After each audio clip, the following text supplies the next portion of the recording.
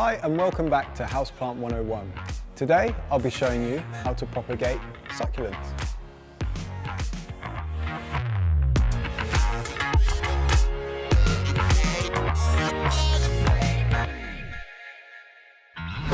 Succulents are really easy to propagate and are perfect for beginners to multiply your collection.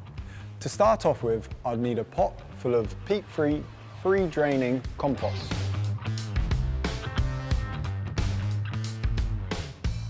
Next up, I'll need my succulent, and it's quite simple as plucking off the leaves.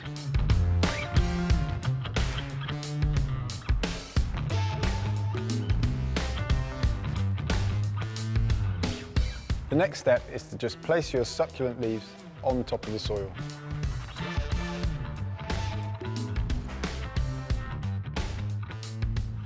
In a few days, your leaves will callus over. Then in a few weeks, we'll begin to root. And that is literally it.